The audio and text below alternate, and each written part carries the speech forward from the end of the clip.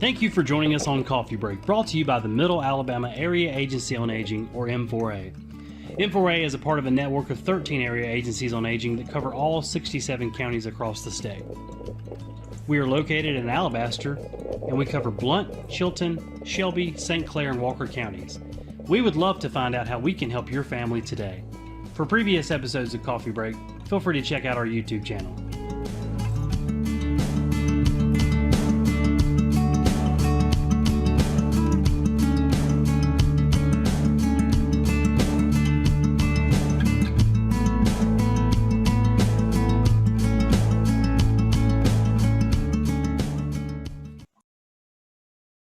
All right, again, welcome everybody in for joining us for session 13 of Coffee Break. I think we're going to go ahead and kick things off. It looks like we've got quite a few people who have joined us for the Zoom portion of this, but we are also streaming this live on our Facebook feed. So if you are joining us late, of course, if you have to leave or whatever the scenario is, feel free to go back and watch this, which will be immediately accessible after the Facebook feed ends. Or we will also be posting this on our YouTube channel, which we will then share on our Facebook pages come probably early next week. So feel free to check us out on there if you miss any of today's presentation. So we'll go ahead and kick things off. Again, this is Coffee Break, which is a collaborative effort brought to you by two of our in-house programs at the Middle Alabama Area Agency on Aging, also known as M4A. And the idea behind Coffee Break is to provide caregivers with a brief hour of respite while also trying to present them with a new informative, some information to hopefully help their journey and their caregiver journey. So we are really excited to keep these going. And again, we've already made it up. We started these back whenever the pandemic first hit, and we're already up to session 13. So really moving along here. Today's special guest speaker is Ms. LaToya Shelton, who is our in-house SHIP and SMP coordinator. And I will kind of let her go over those acronyms a little better than I can. But she joins us today at really a critical time because we're approaching what most people are familiar with, open enrollment. So she's going to go over a little bit of what she does as well as Medicare and open enrollment period to really try to gear up as we get ready for that period coming up here in just a few weeks. So without further ado, I'm going to pass it on to Ms. LaToya. All right, thank you, Jeremy. Like Jeremy said, my name is LaToya Shelton, and I am the SHIP coordinator for M4A. And what I'm going to talk to you today a little bit about is exactly what SHIP is and how we assist Medicare beneficiaries. And then I'm going to go off into a little bit about Medicare and how you can hopefully understand Medicare a little bit better and help in choosing a Medicare plan. So what is SHIP? SHIP is referred to as the State Health Insurance Assistance Program. Within our program, we have certified counselors and volunteers who are committed to helping Medicare beneficiaries make informed decisions or choices regarding their health benefits for free. Our counselors and our volunteers are not affiliated with any insurance company and will not attempt to sell Medicare beneficiaries insurance. So basically, our program helps Medicare beneficiaries understand Medicare and how to make decisions on choosing a Medicare plan. Like I said before, our services are free. We are unbiased. We will not try to sell you insurance. Our main goal is to help you understand Medicare and how to choose a plan. SHIP provides education, counseling, and information concerning Medicare. We can discuss some Medicare supplements, also known as Medigap plans. We can also help you and understand Medicare savings programs. We discuss Medicaid, prescription drug plans, Medicare Advantage plans. We offer plan comparisons, and we can also educate and discuss billing and claims. What I also like to say is that SHIP, within our program, we understand that when beneficiaries initially go on to Medicare, how confusing Medicare can be. We know at times it can be overwhelming. I get many calls about how overwhelming choosing a plan can be and just being not knowing which way to go. So what our program does is we help break it down and we help you choose and understand Medicare a little bit better and hopefully take some of that away. So now we'll talk a little bit about Medicare. So what is Medicare? Medicare is health insurance for people 65 and older, for people who are under 65 with certain disabilities, for people who have been diagnosed with ALS, and also with people who are diagnosed with kidney failure. So who runs Medicare? The Centers for Medicare and Medicaid Services, also known as CMS. Social Security Administration is who enrolls most individuals. When you enroll into Medicare, the Social Security Administration is where you will begin. That's who will enroll you in Parts A and Part B. So when people call me wanting to know, how do I enroll in Medicare? I always say, call the Social Security office. That's who's going to enroll you. Also, the Railroad Retirement Board enrolls railroad retirees. So now we can get off into exactly what's Part A, Part B, Part C, and Part D. The 4 parts of Medicare. Part A is hospital insurance. Part B is medical insurance. Part C is our Medicare Advantage plans. And Part D are the prescription drug plans. I always like to talk with my Medicare beneficiaries and let them know that when it comes to choosing a Medicare plan, your Medicare choices are either an original, you're going to either go with original Medicare, or you're going to go with a Medicare Advantage plan. Now with original Medicare, you'll use your red, white, and blue card, which I'll show you that later on in the presentation, where you have your Part A hospital insurance. You'll also have your Part B medical insurance. Also with original Medicare, you can add a Part D prescription drug plan, and you also have the option to add a Medicare supplement insurance, which is also called a Medigap policy. The other choice that you have is a Medicare Advantage plan, which is considered Part C. And we like to call this the all-in-one plan. These plans are the Vivas, the Humana plans, the Blue Cross offers a plan. These are those plans. These plans they combine Parts A and Part B. These plans also will include drug coverage, but with the Medicare Advantage plans, you're not able to pick up a supplement plan. So I always get the question, what's the difference between original Medicare and Medicare Advantage? With original Medicare, you can go to any doctor or any hospital that takes Medicare anywhere in the US. Also with original Medicare, in most cases, you don't need a referral to see a specialist. Now, when we're talking about the out-of-pocket costs for original Medicare, we're talking about for Part B covered services, you usually pay the 20% of the Medicare approved amount after you meet the deductible. You pay a premium for Part B and Part D if you choose to enroll in a drug plan. With original Medicare, there's no maximum out of pocket unless you have a Medigap policy. And you can get a supplemental coverage to help pay your remaining out-of-pocket costs, like your 20%. So when it comes to Medicare Advantage, your doctors have to be in the network. You always want to make sure that your doctors accept your Medicare Advantage plan. You want to make sure your doctors are going to accept Viva. You want to make sure your doctors are going to accept Humana, whichever plan you choose, before you enroll in that plan. On most of these plans, you will need a referral. On some of them, you don't, but on most of them, you will need a referral to see a specialist. And your out-of-pocket costs vary. It varies with your copays, depending on the services you get. Each plan, it varies.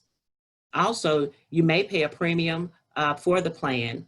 Most of the plans that I quote, I like to look at the zero plan premiums, but on the Medicare Advantage plans, you may pay a premium for the plan in addition to paying that monthly premium for Part B. So when it comes to Part B, it's the $144.60. You will pay a Part B premium, whether you're going with original Medicare or a Medicare Advantage plan. But in addition to that, with the Medicare Advantage plans, you may pay a monthly premium to have that plan. Also, the plans do have a maximum out of pocket. Once you reach that maximum out of pocket, you pay nothing for the rest of the year if you're on a Medicare Advantage plan. And also with the Medicare Advantage plans, you cannot buy or use a separate supplemental coverage. I often get this question a lot. What's the difference and how do I decide to choose? And I always let beneficiaries know it just depends on your health need, and it depends on what you have going on, your budget, and just exactly how much insurance you need. So now we'll kind of talk a little bit about each of the parts individually and get off into the cost of the parts as well.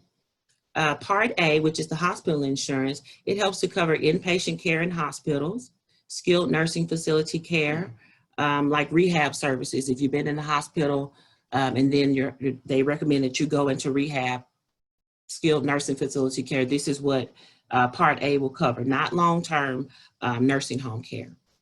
Also, it covers hospice care services and home health care services as well. Now we talk about the cost for Part A. There is no premium for beneficiaries who have worked more than 10 years, 40 quarters.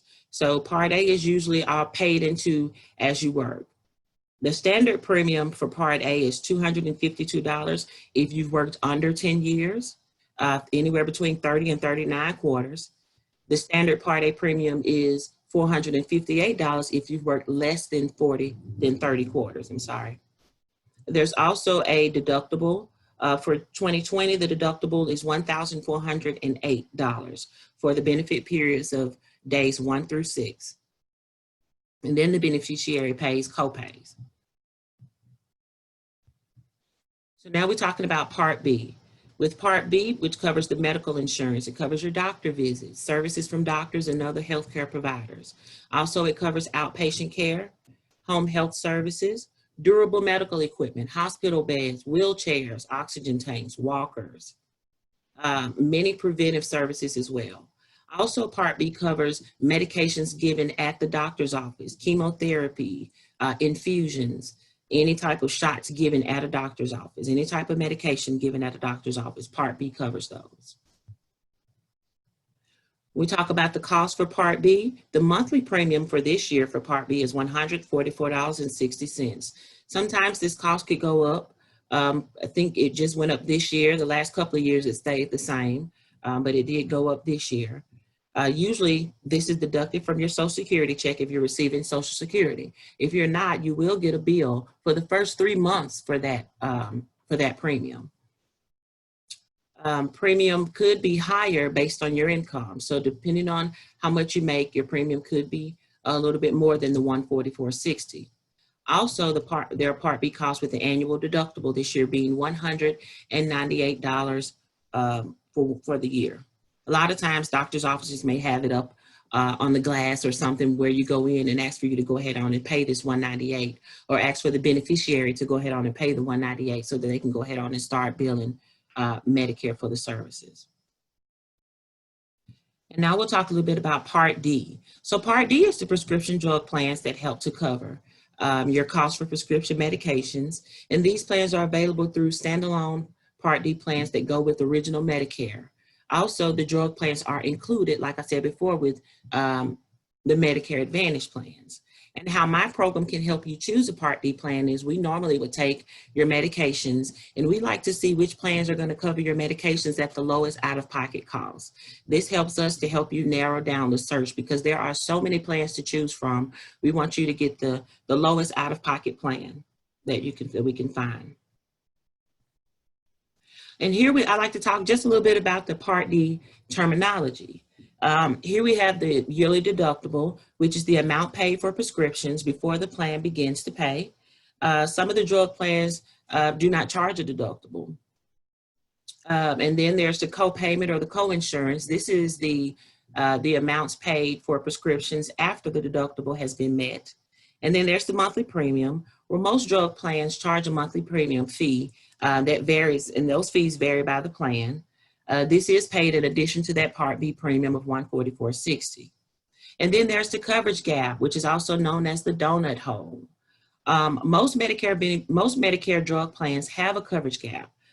This means that after you and the plan have spent a certain amount of money, this year is $4,020 for covered drugs, you must pay 25% of the cost of you must pay 25% of the cost out of pocket for the drugs up to a certain limit.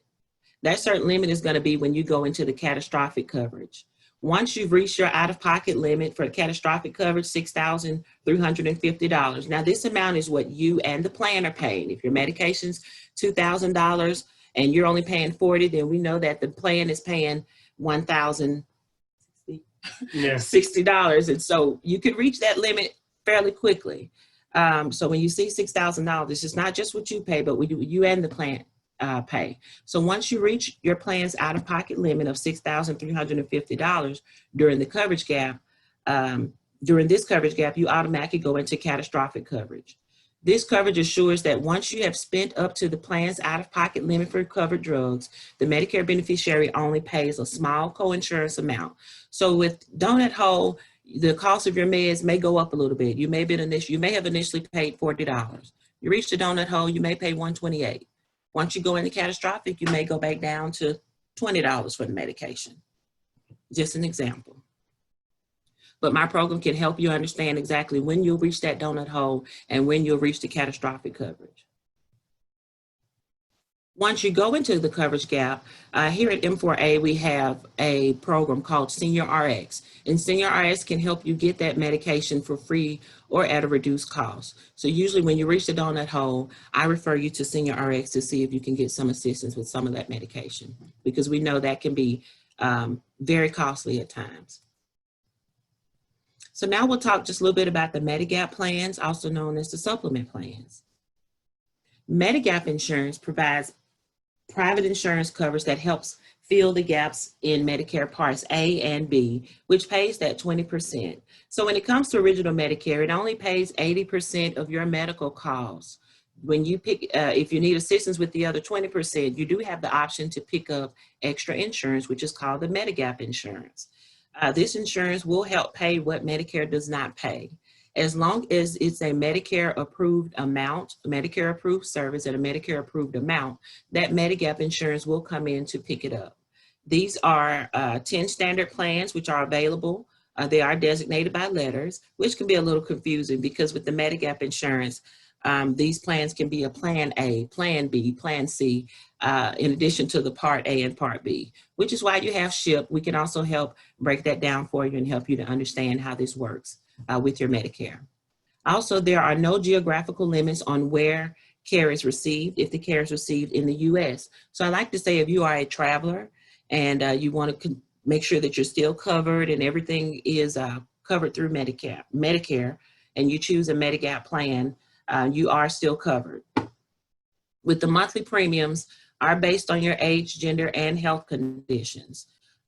Also, the Medigap insurance does not include prescription drug coverage. It will only cover what Medicare does not cover outside of the prescription drug coverage. So you'll still have your prescription drug coverage premium as well as having to pay the copays for your medication. The Medigap insurance will not help with that. Part C, the Medicare Advantage plans. Like I said, referred to as the Medicare Advantage plans. These plans are often combined. The services of Part A, which are going to cover your Part A, your hospital insurance. The Advantage plans will cover your Part B, your medical insurance, your doctor visits. Also, these plans will help cover your medications as well. So you won't have a separate premium for that. They may offer some additional benefits also. Most of these plans do help cover some dental coverage, some vision, and some hearing. It just varies. Some plans may cover dental and vision, some may just cover dental and hearing.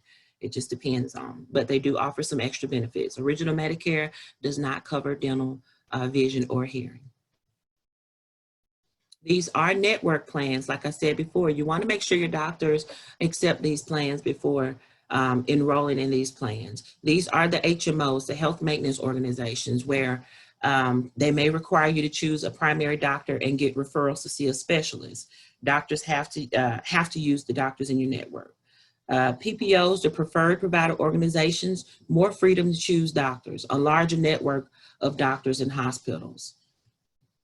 So that will be the difference between the two. When can I enroll? Like Jeremy said, this is open enrollment is coming up October 15th through December 7th. The open enrollment, which I'm starting from the bottom, I apologize. Annual open enrollment period. This is a time when everybody who is on Medicare can make changes if they want to their insurance. If they choose to change, this is the time to do so.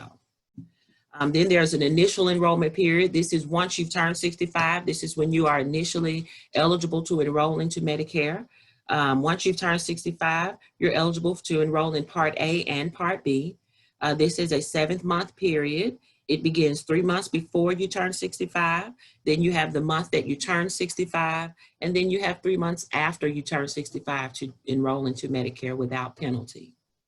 And then there's a special enrollment period. This is a time when you can change your benefits because something about your life has changed.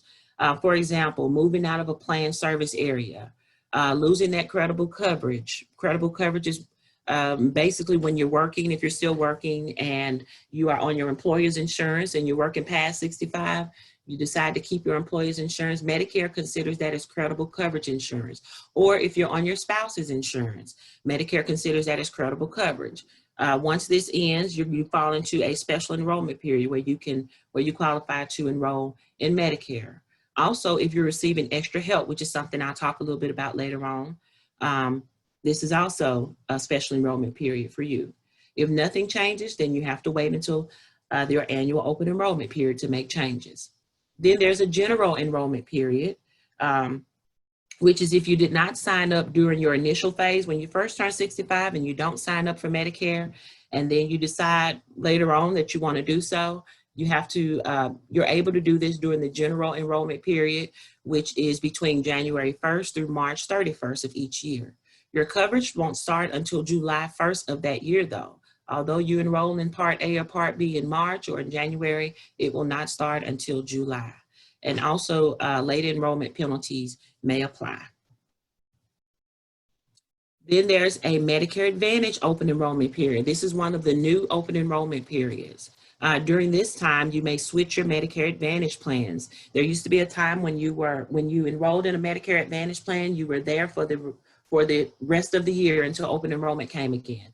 But now we have the Medicare Advantage open enrollment period, which gives you a time to make changes. You can leave a Medicare Advantage plan and join Original Medicare and then enroll in a Part D plan. This time it's from January 1st through March 31st of each year. Your coverage begins the first day of the following month. If you enroll in a plan in January 15th, that plan begins February 1st. The extra help programs. There's Medicaid, which helps pay the cost that's not covered by Medicare. It may also offer some additional benefits. And then there are the Medicare savings programs that help people pay the Part A and Part B premiums, deductibles, and some of the co-insurance amounts. And then there's the prescription drug plan assistance program, which help people pay some or all of their Part D premiums and cost sharing. This program is often referred to as the low-income subsidy. It's provided through the Social Security Administration. So the Medicare savings programs helps pay the Part B premiums mostly, and the prescription drug plans assistance also helps pay for your medications. And then there's the Medicaid, which could act as a supplement and pay what Medicare does not pay. And here are some of the extra help income requirements. You have your QMB, your SLMB, your QI1, and your LIS. And rather than break this, pretty much these are the limits that you would have to meet to qualify for these programs. And as you can see, there are limits for individual gross monthly income as well as couples gross monthly income. A lot of beneficiaries feel that they don't qualify just because they're married, but couples also have a gross monthly income as well. And here is the Medicare card. There are new Medicare cards. This is, I think, the second year for the Medicare cards. What the change is, they took away the Social Security number off of the old cards and also the signature. And this was to eliminate a lot of fraud. So right now, the new cards are going to have a variety of numbers and letters, a combination of numbers and letters, and just your start date for your hospital and your medical insurance. And so a lot of times I like to let Medicare beneficiaries know, when I'm talking about your Medicare, I want to see your red, white, and blue card. And this is what it looks like. So now I'll talk just a little bit briefly about the Senior Medicare Patrol program. And what this program is, it basically targets medical identity theft.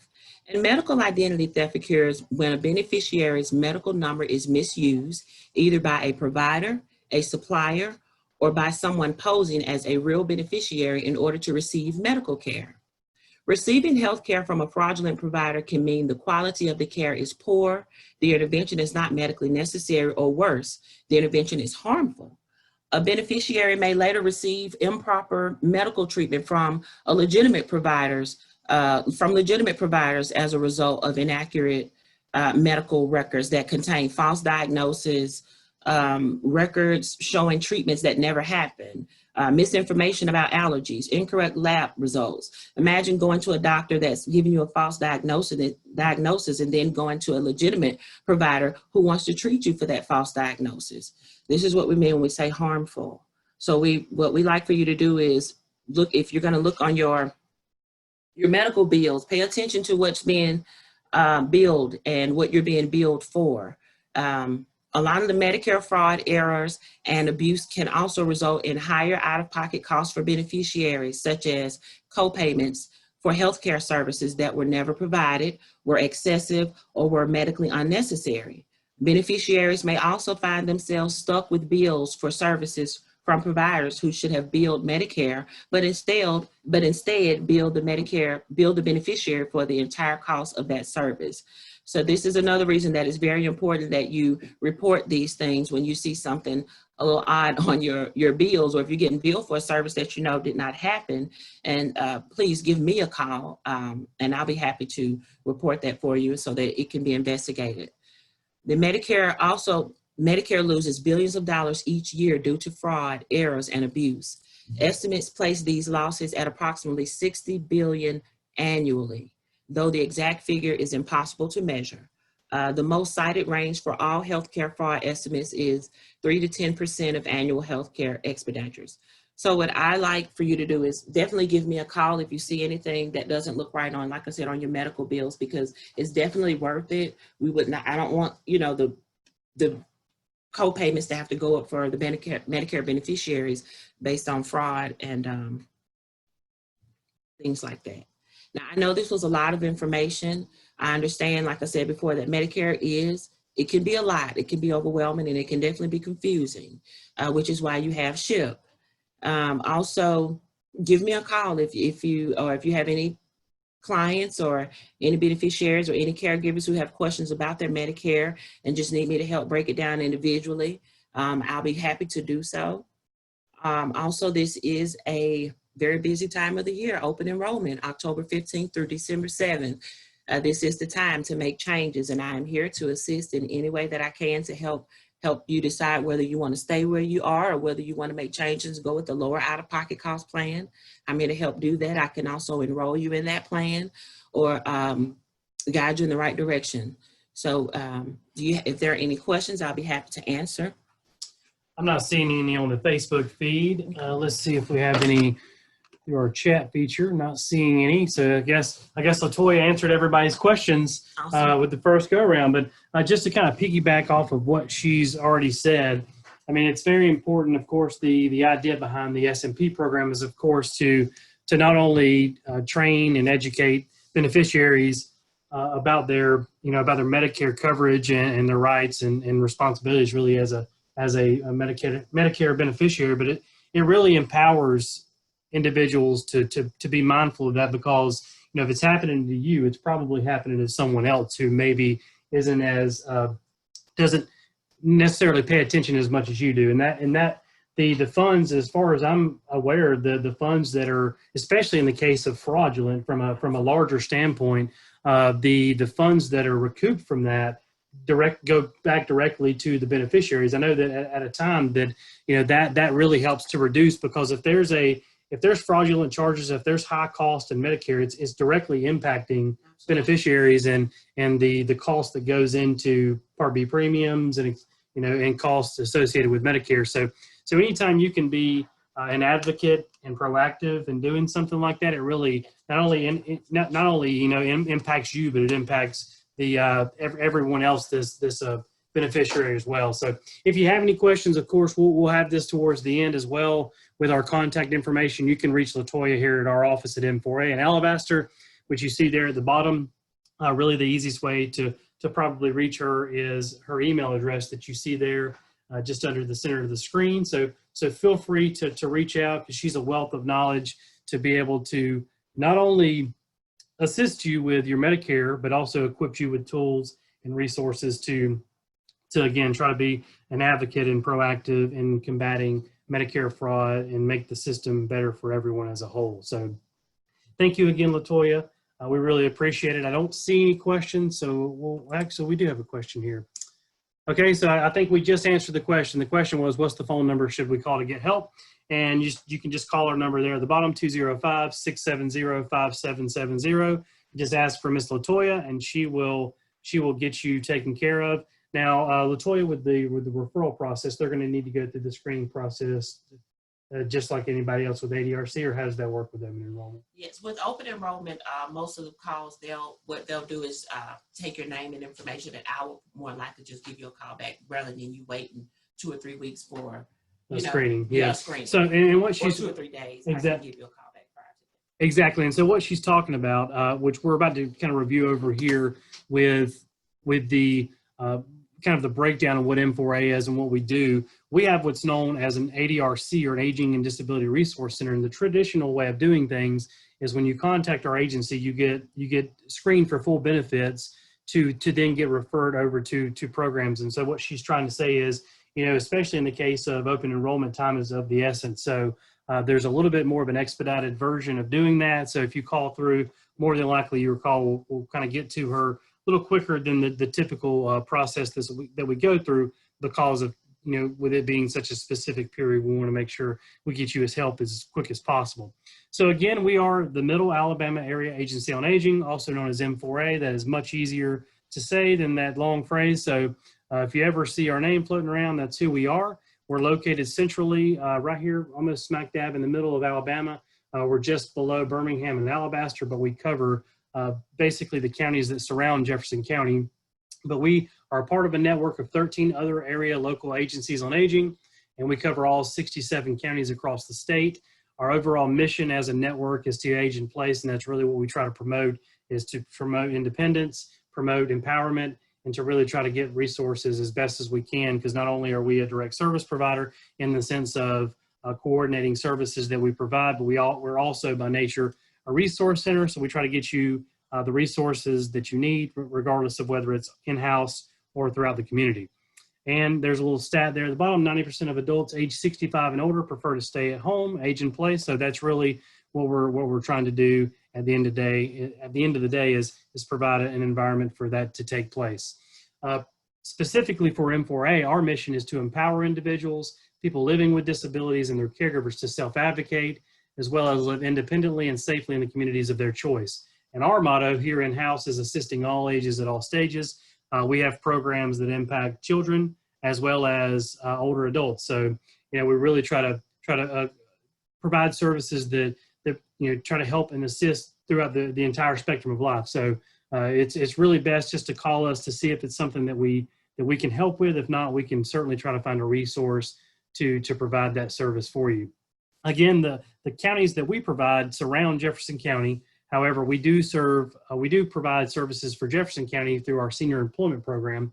But traditionally speaking, the counties that we serve are Blount, Chilton, St. Clair, Shelby, and Walker. And again, those are basically the counties that kind of surround Jefferson. And we partner, of course, with other agencies to border us with the services that we provide. Again, the way that it works for us, we have an Aging and Disability Resource Center. And to put it simply, they're really just a single point of entry. If you call our agency, you'll get a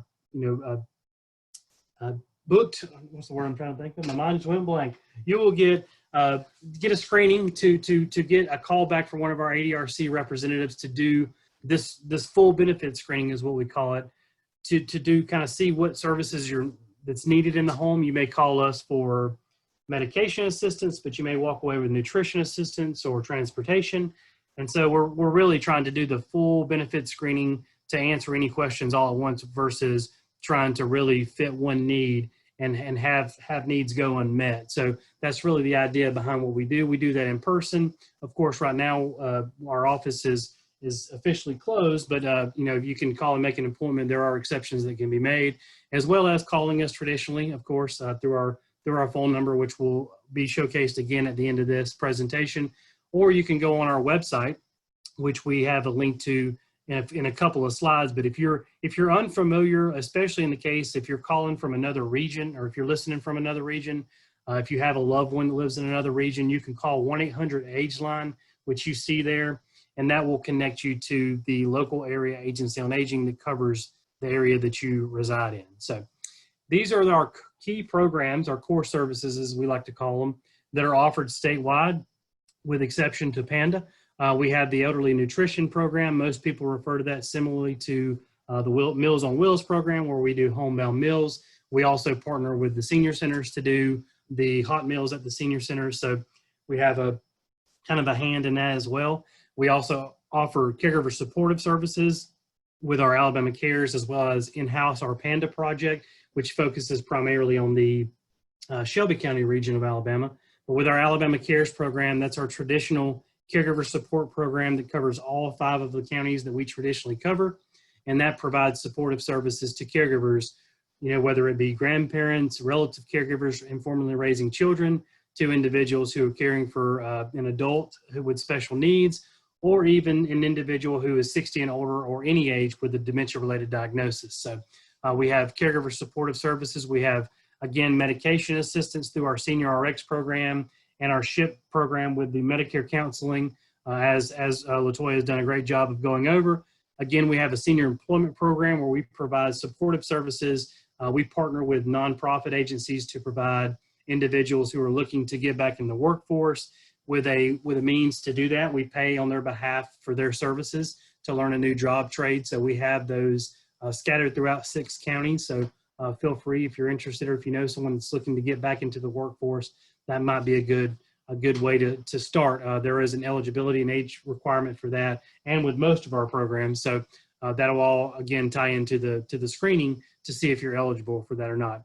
We partner with an elder law attorney to provide legal assistance with things like advanced directives and really trying to prepare for the future with powers of attorneys and wills and whatnot. So that's a good resource if it's something they can't provide. Again, they can kind of get you in contact with someone who can provide that service for you. But a lot of the services that they provide are paid for through the funding that we receive on the federal level. So a great resource there, especially if you've not gotten your affairs in order. That's a really good place to start. We also have initiatives where we combat elder abuse prevention, or elder justice, as we call it. So that's a good, we typically do a lot of those, especially right now on our Zoom webinars. We host those every other week, similarly to the coffee break, but we do those through our Facebook page and through Zoom. And of course, really the biggest program we have is our Medicaid waiver program, which is a long-term care program that takes services that would traditionally be offered in kind of a long-term care facility to bring those into the home, to really try to take individuals who are kind of on the threshold of going into long-term care, like a nursing home or assisted living facility, and it brings some of those supportive services into the home to prevent that entry. So things like homemaker services, personal care, like with helping with taking baths or walking or whatever the case may be, as well as respite services, nutrition. And so that's a great program that helps save taxpayers a lot of money, as well as, again, to help make sure that families and participants age in place. And of course, if you have someone that goes into a long-term care facility, we do have a local ombudsman that speaks on behalf of the participants or the resident in the facility. They're kind of the middleman between the facility itself and the resident. So they can kind of help mitigate any issues that are happening and look into any problems that may be arising as part of their stay. So going back to the referral process for ADRC, if you prefer going on to our website, we've introduced a new version of the ability to get referred, to really get the ball rolling for your situation or your loved one's situation. And you can just visit www.m4a.org/referral. And when you see that, you can click on either get help if you're the individual inquiring on your behalf, or make a referral if you're doing it on behalf of someone else. That then takes you through a questionnaire, which you can answer, and that will go directly through our queue, just like you would do if you were calling in. So really a more efficient way of doing business. If that's easier for you, it's really more convenient for the consumer to do that really at their leisure, whatever time works best for them. Finally, we are now tweeting and Facebooking and Instagramming and all the above. So if you have any of these accounts, make sure you follow us, like us, share us, so that you can stay up to date on things that we're doing. I would say that Facebook is probably the site that we utilize the most, especially like with our coffee break. We're streaming it live right now. And so we always post things on our Facebook really just about every day. So we have most of our events on there so that you can go ahead and share them with friends or save them so that you'll be notified whenever that's coming up. So we also have a newsletter that goes out to quite a bit of people. We actually have several of our in-house programs has their own newsletter, but if you go to our website, you'll be prompted with a box to join our overall newsletter to really keep up with events that are happening throughout our region, whether that be our own programs or other resources that we see that could be of use to our subscribers. So feel free to, again, follow us on other sites and join our newsletter to really stay up with what's going on. We do have our coffee break scheduled for next time. Again, we have these every other week. So if you're new to Coffee Break, we have this every other Wednesday, same time, same place, just a different day. And so we have our next one scheduled for October the 7th from 1 to 2. And we will be joined by Ms. Judy Pritchard, who's a certified dementia practitioner and speech language pathologist. She's going to be bringing to us some reminiscence therapy, and we're really excited to learn more about this. So be sure to mark your calendars, like us on Facebook, put that you're interested, whatever the process that you prefer the most, to make sure that you get that on your schedule so that you can join us next time. Again, if you didn't catch our contact information, here's the contact information for any of our in-house services. It's really a one-stop shop. We have several programs in-house, and you can just contact us to get the coordinator of the program that you're inquiring about, or really just to get information about services in general that might be appropriate for your case. So we're located at 209 Cloverdale Circle in Alabaster. It's really Saginaw, right across from the Saginaw Post Office down 31. You can send us mail at P.O. Drawer 618, Saginaw, Alabama 35137, or you can contact us at 205-670-5770 or toll free at 1-866-570-2998. And again, our website is www.m4a.org. Still don't see any questions. Jennifer, do you see anything on the Facebook feed? All right, so I guess that wraps it up for us today. Again, we will be recording this, or we are recording this. So this is live on Facebook. If you would like the raw version of this, of course, you can go back and watch it from the beginning. It should be almost immediately available after we end this slideshow. But if you don't catch it, or if you prefer to wait, we will be sending this out to our social media feeds within the next few days, probably by Monday at the latest. So if you didn't catch all of this presentation today, feel free to check that out whenever we post it next week. So thanks again. We hope everybody has a great rest of the week, and call us if you need us. We're always here to help. Thanks, everybody.